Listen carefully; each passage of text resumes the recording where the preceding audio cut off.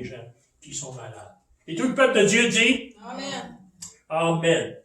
Frères et sœurs, ce matin, j'avais à cœur d'apporter un thème, le fort peut aussi tomber. Vous savez, des fois, on considère des gens, on regarde des gens dans leur marche spirituelle et ils semblent tellement forts spirituellement. Ils ont l'air tellement adroits spirituellement. Mais la parole nous déclare que même le fort peut tomber. Que même le fort peut être, frères et sœurs, éprouvé. Que même le fort peut être séduit ce matin. Et on va voir ça ensemble. Le passage que j'ai choisi, 1 Corinthiens, chapitre 10, le verset 12, ça dit « Ces choses leur sont arrivées pour servir d'exemple, et elles ont été écrites, et cela pour notre instruction. À nous qui sommes parvenus à la fin des siècles. Ça dit ainsi donc que celui qui croit être debout prenne garde de tomber. » Vous savez, l'Ancien Testament nous a été donné pour notre instruction. Il nous a été donné, frères et sœurs, et il s'est rendu à nous pour que nous puissions être enseignés. Ils ont vécu, les hommes et les femmes de l'Ancien Testament ont vécu des situations pour nous servir d'exemple. À nous qui sommes l'Église de la fin. Le texte, frères et sœurs, dans Juge, parce que le personnage principal de qui nous allons parler ce matin, c'est Samson. Et le texte se trouve dans Juge, chapitre 16, les versets 21 à 31. Au sommet de sa gloire, très éphémère, superficielle, la gloire de l'homme. Mais au sommet de cette gloire-là, frères et sœurs, ça nous dit qu'il va être déchu, qu'il va tomber. 16, 21 à 31, je l'ai mis au tableau pour le bénéfice de ceux qui n'ont pas lu Bible ce matin. Montrez-moi donc vos Bibles. Même les téléphones. Amen. Gloire à Dieu. Vous savez, c'est une nouvelle réalité avec laquelle on doit vivre. Ça dit au verset 21, les Philistins le saisirent et ils lui crevèrent les yeux. Ils le firent descendre à Gaza, le lièrent avec des chaînes d'airain. Ils tournaient la meule dans la prison. Cependant, frères et sœurs, les cheveux de sa tête recommençaient à croître depuis qu'il avait été rasé. Or, les princes des Philistins s'assemblèrent pour offrir un grand sacrifice à Dagon, leur Dieu. Et pour se réjouir, ils disaient, notre Dieu a livré entre nos mains Samson, notre ennemi. Et quand le peuple le vit, ils célébrèrent leur Dieu en disant, notre Dieu a livré entre nos mains notre ennemi, celui qui ravageait notre pays et qui multipliait nos morts. Dans la joie et leur cœur, ils dirent qu'on appelle Samson et qu'il nous divertisse. Ils firent sortir Samson de la prison et il joua devant eux. Ils le placèrent entre les colonnes. Et Samson dit au jeune homme qui le tenait par la main, « Laisse-moi, enfin, que je puisse toucher les colonnes sur lesquelles repose la maison et m'appuyer sur elle. » La maison était remplie d'hommes et de femmes. Tous les princes des Philistins étaient là. Et il y avait sur le toit environ 3000 personnes, hommes et femmes qui regardaient Samson jouer. Alors Samson invoqua l'Éternel et dit, « Seigneur, Éternel, souviens-toi de moi, je te prie. Oh Dieu, donne-moi la force seulement cette fois, et que d'un seul coup je tire vengeance des Philistins pour mes deux yeux. » Verset 29. Et Samson embrassa les deux colonnes du milieu sur lesquelles reposait la maison. Et il s'appuya contre elles. L'une était à sa droite, l'autre à sa gauche. Samson dit, « Que je meure avec les Philistins. » Il se pencha fortement, et la maison tomba sur les princes et sur tout le peuple qui y était. Ceux qui périrent à sa mort furent plus nombreux que ceux qu'il avait tués pendant toute sa vie. Ça dit au verset 31, ses frères et toute la maison de son père descendirent et l'emportèrent. Lorsqu'ils furent remontés, ils l'enterrèrent entre Sorera et Escatao, frères et sœurs, dans le sépulcre de Manoch, son père, il avait été juge en Israël pendant 20 ans.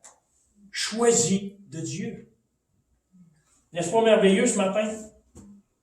Ce qu'on peut considérer, frères et sœurs, ce matin, c'est que la vie de Samson a été remplie de contradictions. Sa vie est une complète contradiction sur toute sa ligne. Depuis sa naissance, frères et sœurs, le vœu de sa mère était d'avoir un enfant. Elle va faire un vœu devant le Seigneur en disant, « Si tu me donnes, je te le consacrerai. »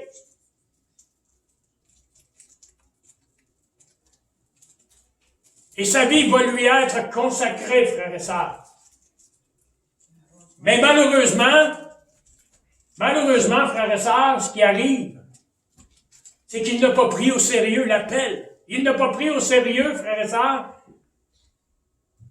ce moment précis dans sa vie. Pour lui, ça ne va être qu'une vie, frères et sœurs, superficielle. Tout au long de sa vie, frères et sœurs, il va vivre cette réalité de cet appel-là sur sa vie comme étant superficielle. D'abord, il était appelé à être naziréen.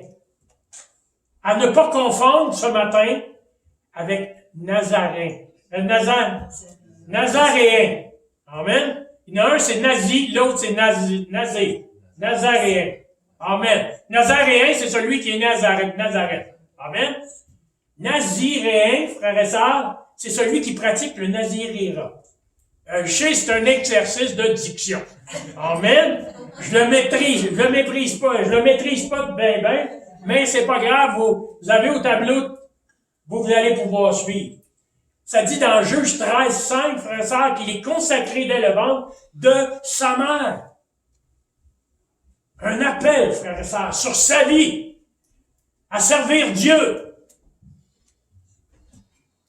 Et quand on regarde sa vie à Samson, il ne va jamais cesser de violer, frères et sœurs, le vœu de Naziréa qui a été placé dans sa vie. Et des fois, ça me fait penser à notre vie. Sommes-nous sincères avec le Seigneur? Est-ce que nous considérons ce matin l'appel divin qui a été placé sur nos vies? Au lieu de Naziréa, frères et sœurs, on peut parler de consécration. Ça peut être un très beau synonyme. Sommes-nous vraiment consacrés à Dieu, et cela d'une façon sincère, d'une façon sérieuse? Ou suivre le Seigneur, pour nous, il n'est que superficiel, artifice, quelque chose qui peut paraître bien. Mais dans le cas de Samson, frères et sœurs, il ne prendra jamais au sérieux l'appel qui a été placé sur sa vie. Le terme de naziréen, ou si on peut dire naziréa, va se trouver 63 fois dans l'Ancien Testament. Fait qu'il faut croire que c'est assez important comme pratique. Ce que ça désigne, frères et sœurs, c'est le plus souvent, c'est celui qui se sépare des autres en se consacrant pour un vœu, soit temporaire ou un vœu permanent, perpétuel, à jamais. On ne fait pas de farce lorsqu'on fait un vœu avec Dieu. Ça dit dans l'Ancien Testament, frères et sœurs, il y a un beau passage qui dit de t'acquitter de tout vœu que tu as fait devant l'Éternel. C'est tellement sérieux, frères et sœurs, que Dieu ne l'oublie pas, lui. Chez les anciens Hébreux, les vœux se présentent sous la forme d'un libre contrat entre l'homme et Dieu. On peut avoir des exemples. Abraham, Jacob, frères et sœurs, qui vont s'attacher à Dieu, et cela d'une façon volontaire. Nous sommes tous libres ce matin de nous attacher à Dieu. Nous sommes tous libres de le quitter aussi. Sachons considérer, frères et sœurs, ce matin, que ce n'est pas Dieu qui nous quitte. Parfois, c'est nous qui le quittons. Mais, dans la forme présentée au niveau de l'Ancien Testament, le naziréa, frères et sœurs, se présente de cette façon-là, d'une façon permanente, perpétuelle, ou parfois d'une façon temporaire. On va parler du naziréa à Samson ce matin. il comportait 3 points majeurs.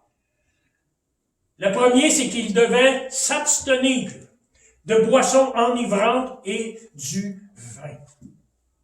Il ne pouvait même pas manger des raisins. Dans l'Ancien Testament, frères et sœurs, il ne pouvait même pas toucher la matière première qui compose le vin. La deuxième, c'était l'obligation de se laisser pousser les cheveux. C'était un pacte, une ordonnance, frères et sœurs, devant Dieu. Il ne pouvait pas se laisser la tête non couverte.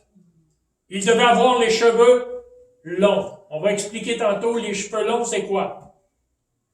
Mais le rasoir ne devait pas passer sur sa tête. Et le troisième point majeur, c'était l'abstention, frères et sœurs, de tout contact avec un mort. Ça peut être un être humain, comme ça peut être un animal. Donc, quelqu'un qui faisait vœu de nazir, à cette époque-là, frères et sœurs, pour une période de temps donnée, s'il faisait la job de boucher, il est en congé. C'est ça que ça veut dire. Il ne pouvait pas approcher quelque chose qui était mort. Au niveau de la fréquence, le Naziréa, frères et sœurs, temporaire, le Talmud, ou le Pentateuque, en fixant la durée à 30 jours. Lorsqu'on regarde la durée de temps pour le Naziréa, frères et sœurs temporel, c'était 30 jours. Afin que la cheveleuse soit coupée, frères et sœurs, puis elle devait être brûlée sur l'autel. Après ces 30 jours, naturellement. Après quoi, le nazir reprenait toute sa liberté et notamment pouvait boire du vin et manger. Ça vous fait pas penser un petit peu à notre jeûne? L'abstention que nous avons de jeûner, frères et sœurs. Nous décidons de jeûner un certain temps, périodiquement, pour nous approcher de Dieu. Et une fois que notre jeûne est terminé, le jeûne est fini, frères et sœurs, on revient à la vie normale. Le jeûne, frères et sœurs, ou si je peux dire le naziréa perpétuel, c'est tout le temps. Tout au long de ta vie. Et dans cela, on a deux cas dans l'Ancien Testament qui vont être mentionnés. Il y a Samson qui est dans Juge 13.5, Samuel aussi dans 1er Samuel, frères et sœurs, 1.11. Deux hommes qui vont être perpétuellement sous la direction du Naziréa. Et cela pour le service de Dieu. Ce qui est important de croire, puis il y a des gens aujourd'hui qui auraient tendance à penser que Jésus pratiquait le Naziréa, et c'est non. Jésus, d'abord, a bu du vin. Vous vous souvenez au noces de Cana? Il va même changer l'eau en vin. Et Jésus va toucher des personnes qui sont décédées. Le fils de la veuve, vous vous souvenez? À plusieurs occasions, Jésus va être près d'un mort.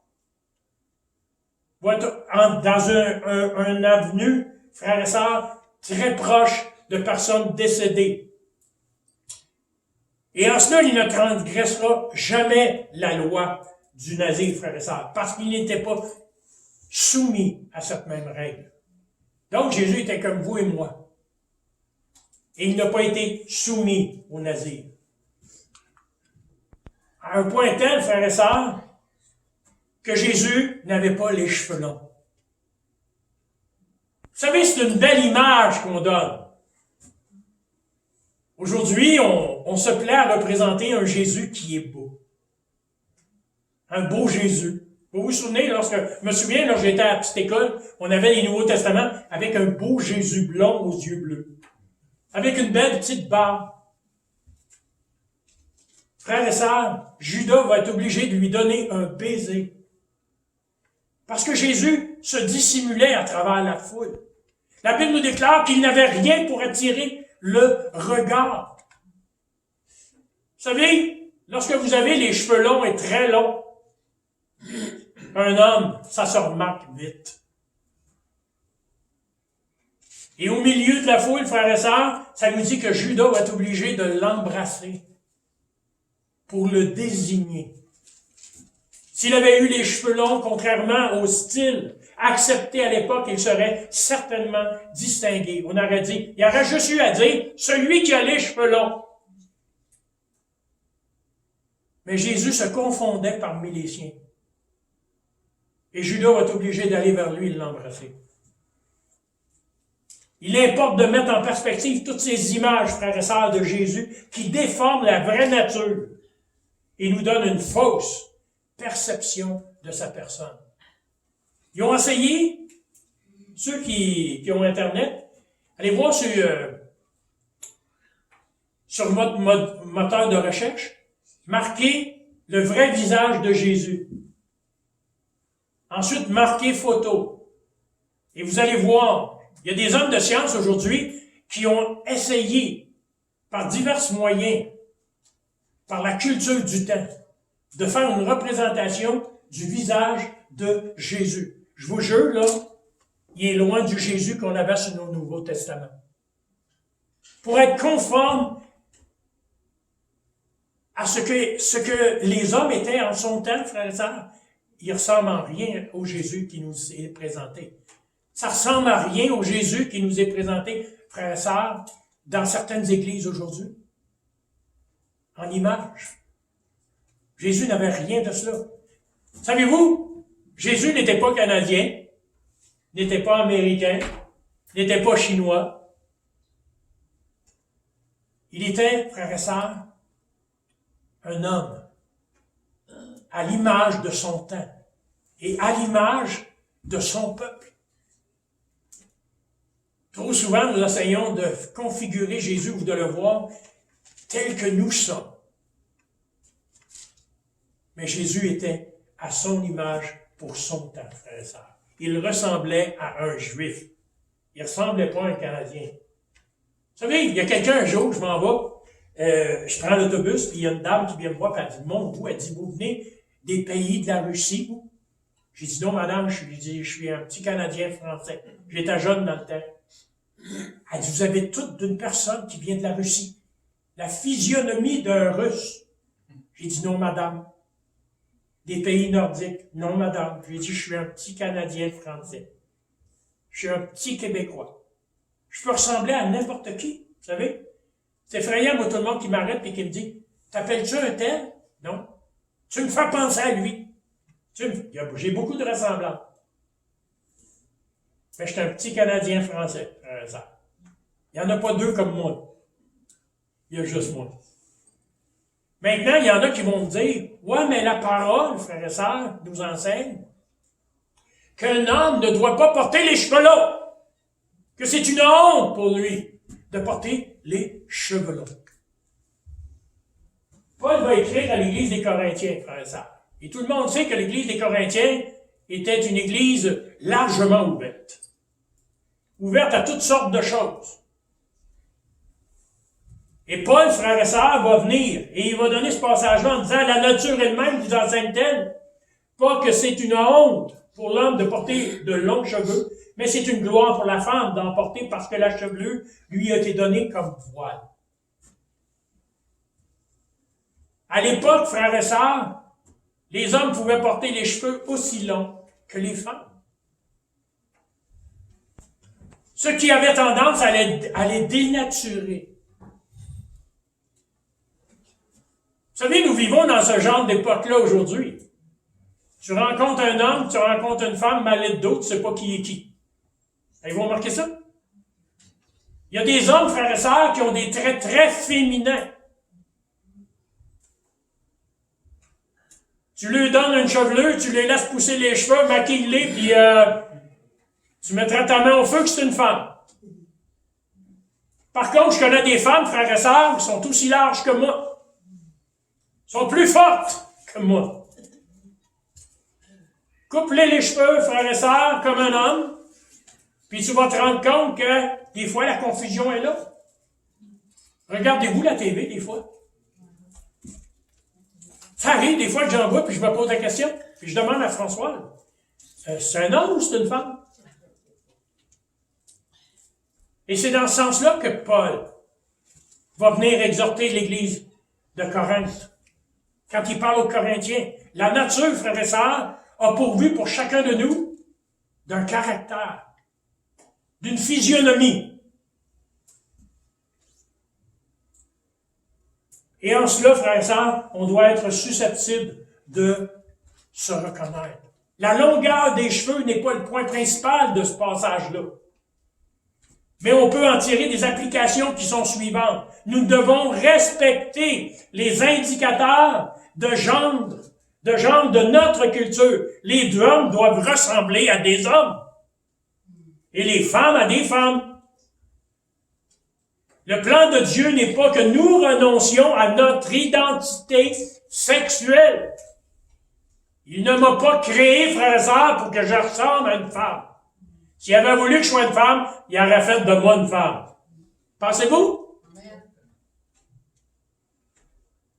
En cela, là, allez pas dire, hey, le pasteur Beauchemin est en train de dire qu'une femme ne porte pas de pantalon. C'est pas de ça que je parle. Puis Paul ne parle pas de ça non plus. Mais nous vivons dans une génération, frères et sœurs, vous comme moi, nous envoyons des hommes qui ont tendance à vivre comme des femmes, être comme des femmes, et, je m'en allais dire, avoir une représentativité physique féminine. Et le contraire. Des femmes, frères et sœurs, qui ne ressemblent plus à des femmes, mais qui sont, en réalité, on allait dire, déguisées en hommes. Et c'est contre cela que Paul va parler, en disant, n'inversez pas les rôles. Ça n'est pas une question de cheveux courts, cheveux longs. Vous savez, pour un juif, peut-être que j'ai les cheveux longs, moi, là.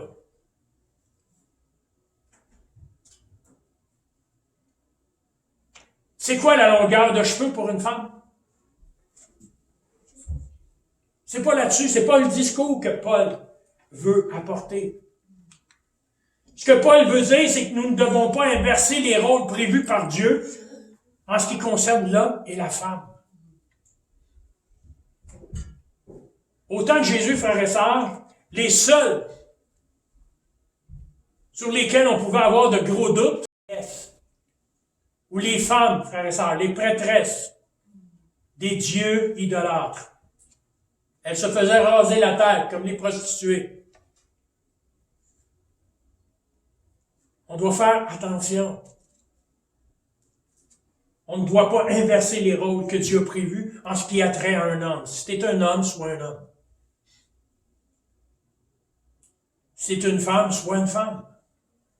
Et chacun d'eux a à être fier de ce que Dieu nous a créé. Vous savez, moi, je ne crois pas ben ça, moi, que Dieu s'est trompé quand il est venu au monde. Ah, Seigneur s'est trompé quand il m'a fait. Non, pas sûr.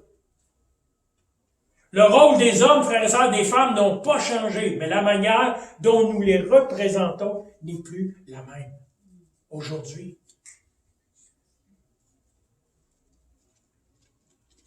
La manière dont nous les représentons, frères et sœurs, a changé. On a juste à regarder notre société aujourd'hui.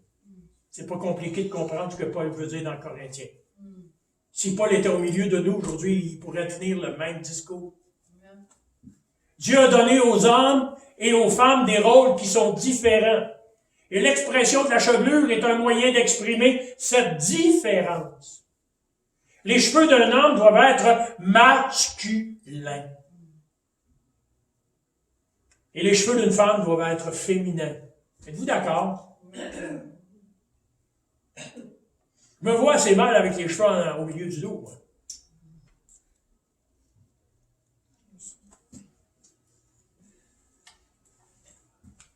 On va aller voir un autre personnage ce matin. On va aller voir Samson. Ça va-tu pour le Naziréra? C'est dans ce contexte-là, frères et sœurs, que Samson va vivre. Fait que donc, il y en a qui me disent, pourquoi est-ce qu'il y avait les cheveux longs? Pourquoi qu'il y avait les cheveux longs?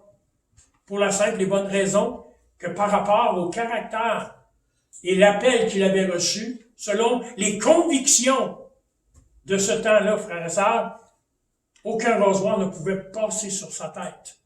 Parce que son appel était perpétuel. Toute sa vie.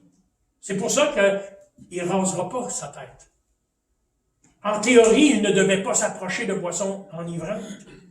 En théorie, il ne devait pas, frères et sœurs, venir et être en contact avec quelque chose de mort. Qu'en est-il de notre consécration? On peut se poser la même question. Sommes-nous dédiés à Dieu, et cela d'une façon sincère et pour notre vie? Dans Samson, l'Esprit de Dieu descendait sur lui, frères et sœurs, et lui donnait la force de combattre.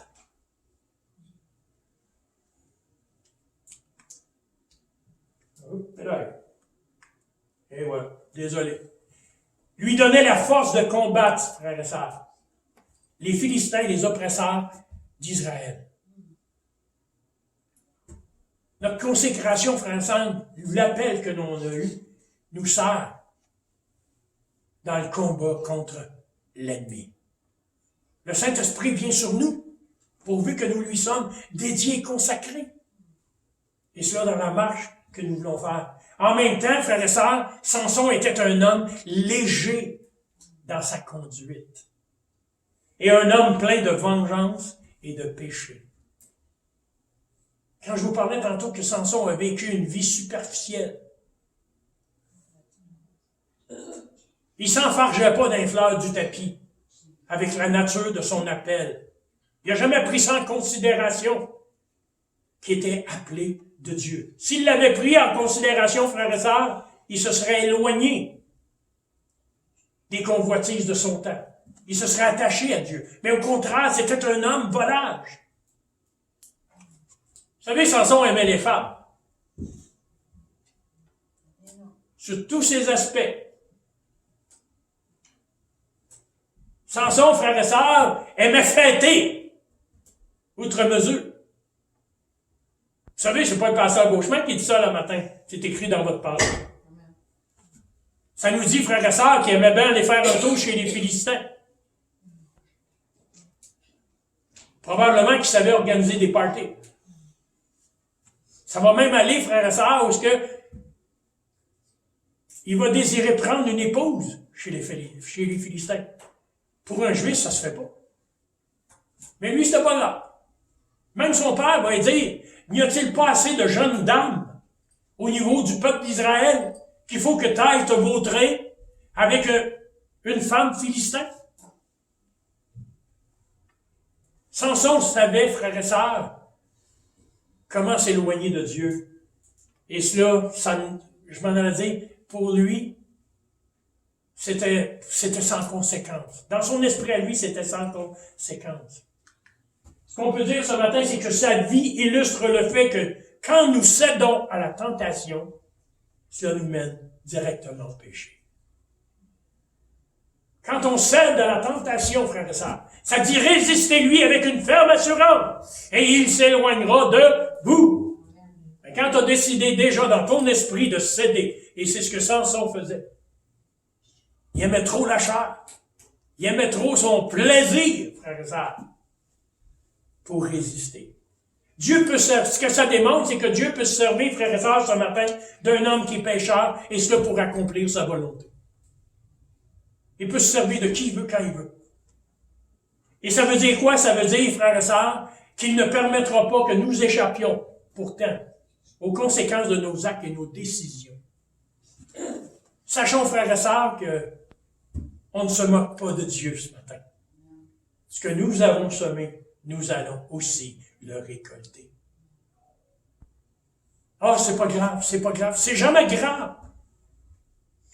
Mais un jour, nous devrons passer devant le juge.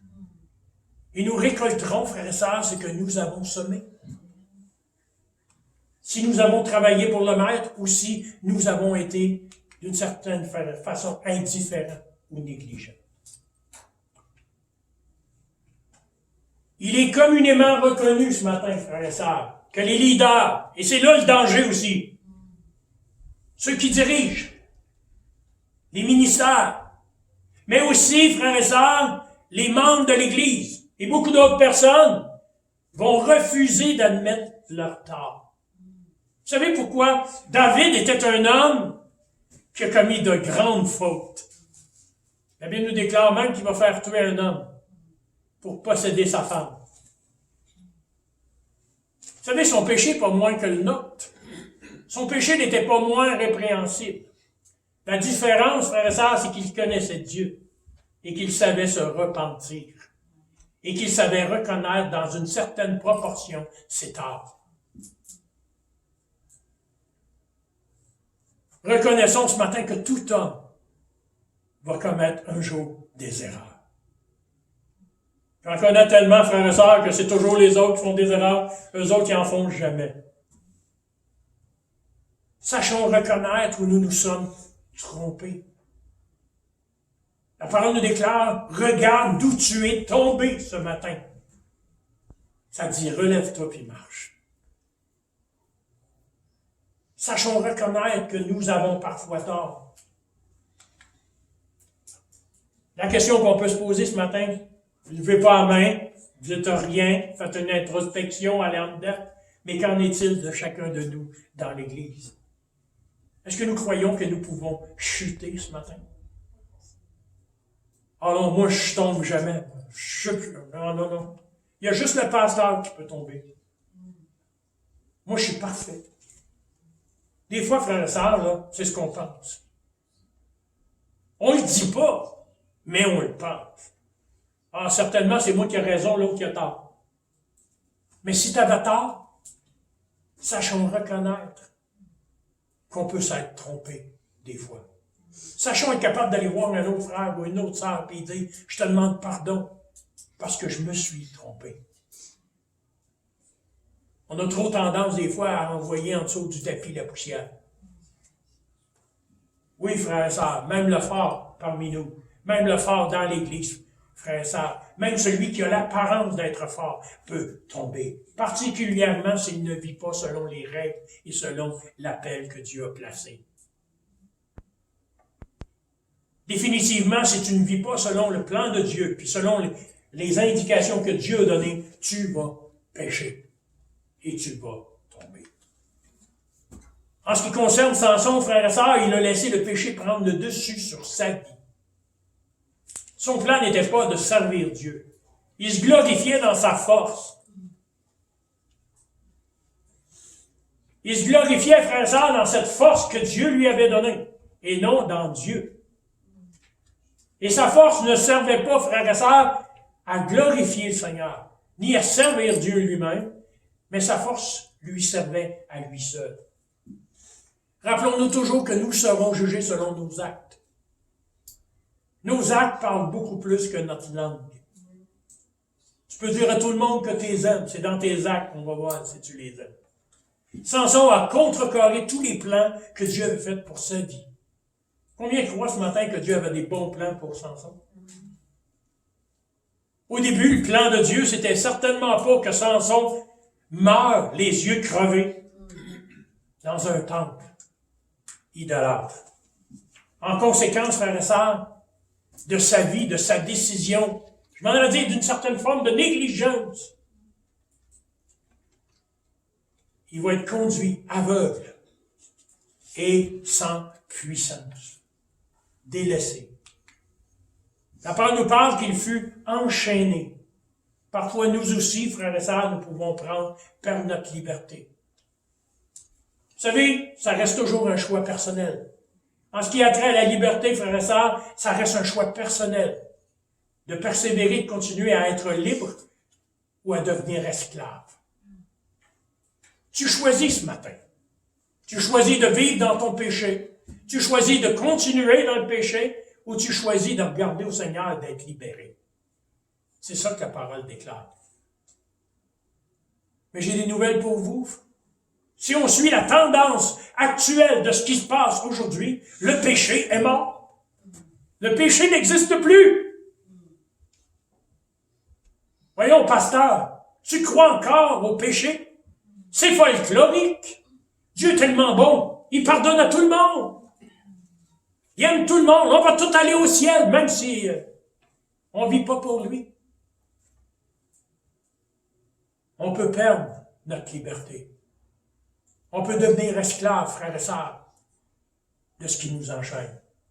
Quand nous voulons la liberté, frères et sœurs, quand nous ne voulons pas de liberté que Dieu nous offre ce matin, alors on devient contraire à l'Esprit de Dieu. Et l'ennemi peut nous enchaîner. L'ennemi peut nous enchaîner ce matin. Quand nous ne suivons pas la volonté de Dieu, nous devenons des proies qui sont faciles à l'ennemi. Faciles à être séduits. Facile, frères et sœurs, à marcher loin du Seigneur. C'est l'Esprit de Dieu qui nous donne la protection dont nous avons besoin. Est-ce que l'Esprit de Dieu vit en nous? Est-ce qu'il agit en nous? Est-ce qu'il nous fortifie ce matin? C'est l'Esprit de Dieu qui nous rend capable de résister aux tentations. C'est l'Esprit de Dieu. Mais encore pour cela, faut-il qu'il soit vivant et qu'il soit dans nos cœurs. Dieu avait un plan. À travers toute cette situation-là, frères et sœurs, Dieu était très conscient de la vie de Samson. Et Dieu avait un plan pour lui malgré tout.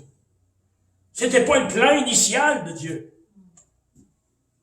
La parole elle déclare, frères et sœurs, que Dieu a de bons projets pour vous et pour moi. Croyez-vous ça? Mais encore là, ils s'accomplissent si nous désirons marcher dans ces plans-là. Si nous désirons aller ailleurs, frères et sœurs, nous récoltons ce que nous semons. Ça dit que quand Samson perdit la vue, ça dit que là, il va commencer à examiner sa vie. Wow! Il a commencé, frères et sœurs, il a fallu qu'il perde la vue pour faire une rétrospection. Pour s'arrêter. Parfois, dans notre péché, frères et sœurs, on va tellement loin qu'on devient aveugle. Qu'on n'en voit même plus la lumière. Et c'est à ce moment-là qu'on commence à regarder au Seigneur et à s'examiner soi-même. Avez-vous remarqué, dépourvu de sa force physique, ce qui faisait sa gloire? Il a pu renouveler avec sa force spirituelle. Ne s'appuyant plus sur lui-même, parce qu'il n'était plus capable de rien faire, là. L'Esprit de Dieu s'était retiré de lui. La force de l'Esprit s'est retirée de lui. Il ne pouvait plus compter sur sa force physique. Et ça dit que là, frères et sœurs, à partir de ce moment-là, il va commencer à rechercher à être rempli du Saint-Esprit. Nous avons besoin de cesser de combattre tout seul et de combattre dans la chair.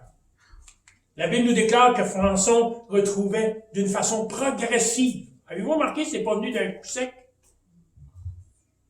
D'une façon progressive, sa force au fur et à mesure que ses cheveux poussaient.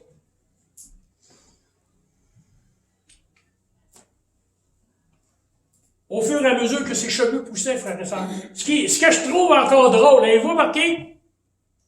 Ça nous dit que lorsqu'ils ont coupé les cheveux de Samson, sa force est partie. Puis là, à un moment donné, il est en train de tourner sa meule. Ses cheveux sont en train de pousser, personne ne s'aperçoit de ça. Personne ne s'aperçoit que Samson, ses cheveux commencent à pousser. Que la force commence à venir.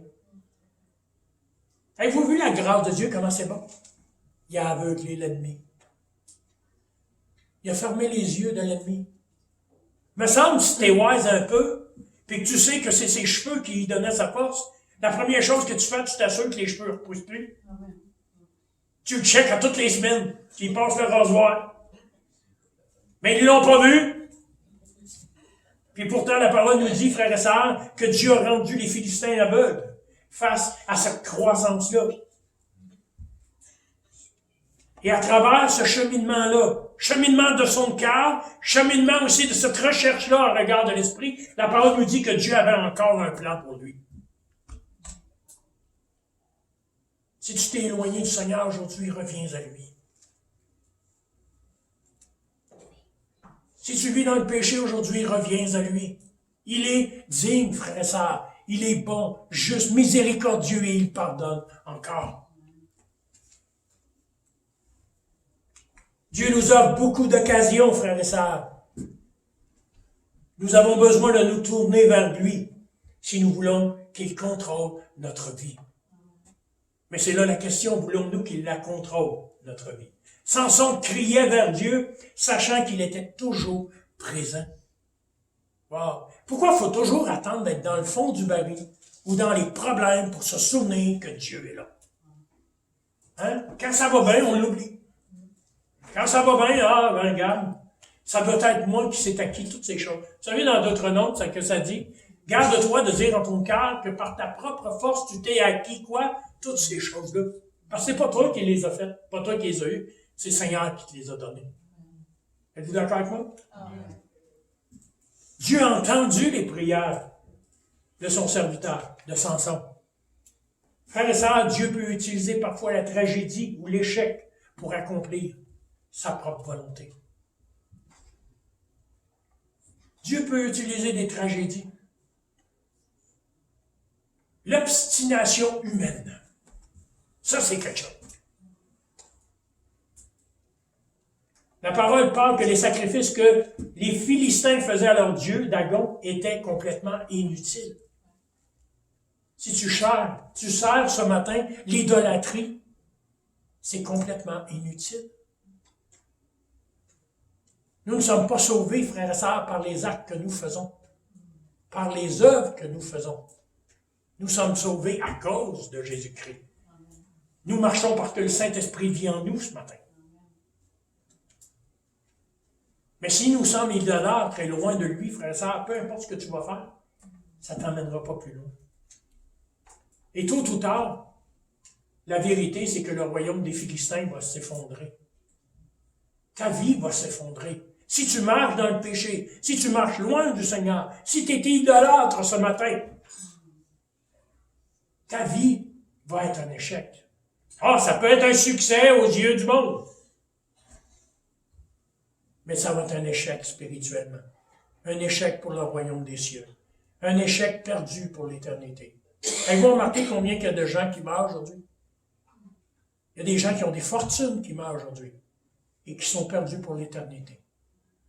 Un succès, frères et sœurs, bien que superficiel, frères et sœurs, aux yeux de Dieu. Important pour les hommes, oui, mais très superficiel pour Dieu.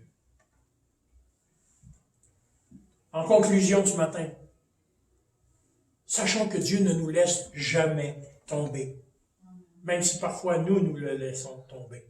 Samson a laissé à plusieurs reprises tomber le Seigneur pour rechercher pour lui-même une satisfaction dans la chair. Mais Dieu est encore là. Il ne nous abandonne pas. Si nous savons nous tourner vers lui, il est encore temps, frères et sœurs. Vous savez, le jour où la trompette va sonner, que le Seigneur va venir nous chercher là, il va être trop tard. Mais aujourd'hui, il est encore temps. Aujourd'hui, le jour du salut. Samson, dans toute sa vie, a permis à la convoitise d'atteindre ses yeux et de détruire sa vie. Convoitise des yeux, convoitise de la chair. Et cela a détruit sa vie. Et le plus beau de l'histoire, c'est que personne ne pouvait s'en apercevoir d'une certaine façon, hormis Samson et Dieu. Je ne sais pas c'est quoi l'état de votre âme. Je ne sais pas c'est quoi, frères et sœurs, l'état de votre cœur ce matin, de votre relation avec le Seigneur.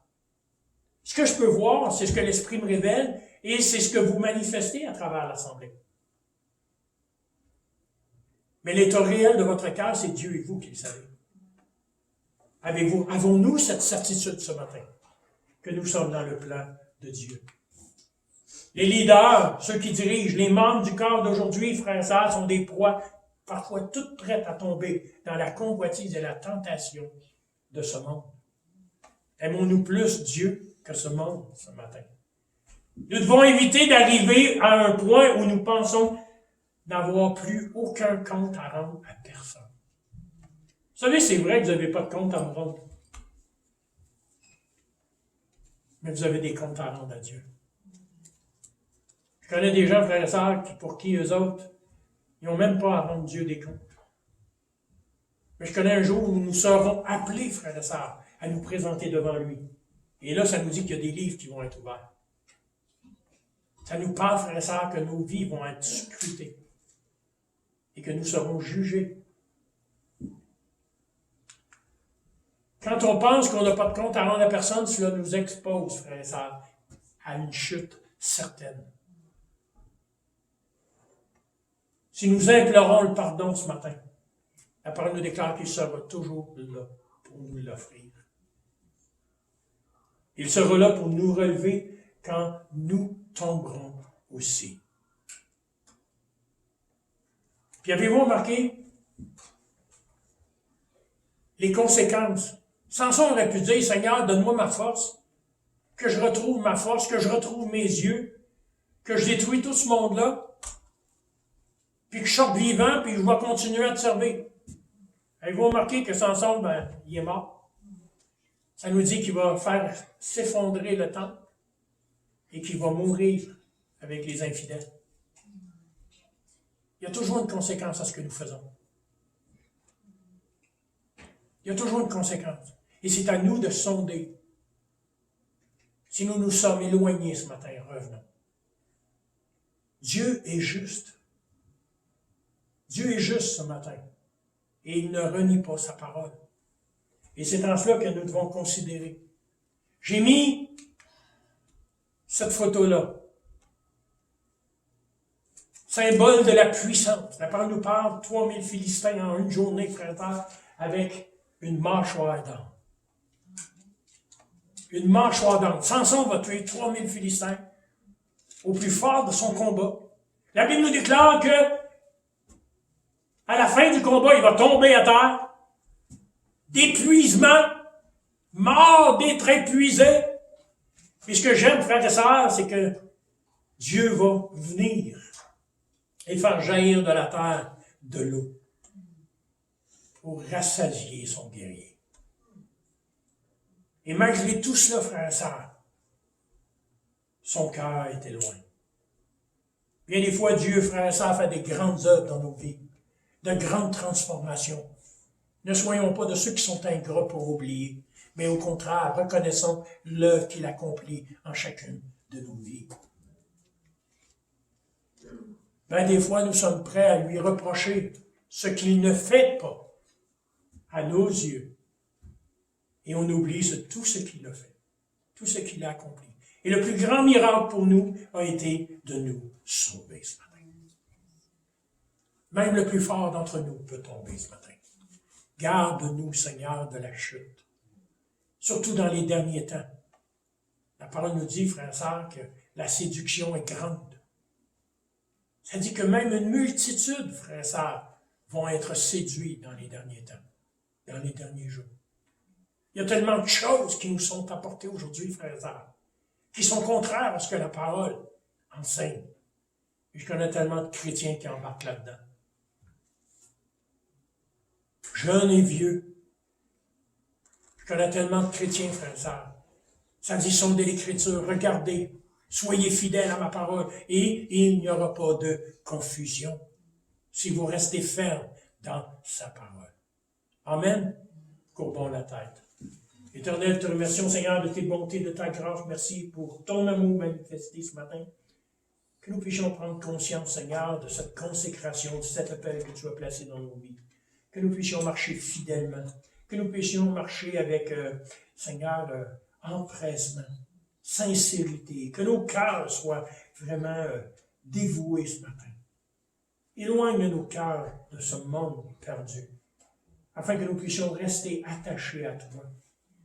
Que nous puissions influencer ce monde, mais pas que nous puissions ne pas être influencés par lui. Éternel Seigneur, fais ton œuvre. Touche nos cœurs. Ce matin, que nous puissions prendre conscience s'il y a quelque chose qui nous sépare de toi, Seigneur. Père, nous voulons te demander pardon. Pardon, Seigneur, pour notre négligence. Pardon pour notre éloignement. Éternel, fais une œuvre puissante ce matin au nom de Jésus. Et Père, tu en auras tout honneur, tu en auras toute gloire ce matin. Amen. Que Dieu puisse vous bénir, qu'il puisse vous garder. Merci d'être venus ce matin à tous ceux qui ont pu, sortir de l'Euco. Amen. Gloire à Dieu. Pour ceux qui sont de Mont-Laurier, amen. Merci d'avoir été là ce matin. C'est un plaisir d'avoir été avec vous. Ceux qui nous visitent, qui sont de l'extérieur, gloire à Dieu, que le Seigneur puisse vous bénir, qu'il puisse vous toucher. Soyez bénis cet après-midi avec le pasteur invité. Que Dieu vous garde cette semaine. On n'oublie pas de mettre dans notre agenda le ralliement et le jour pile, ainsi que mercredi pour la prière. Que Dieu vous bénisse, portez-vous bien. Il reste encore un peu de temps. Prenons le temps de nous saluer, puis que Dieu vous garde. Amen. Amen.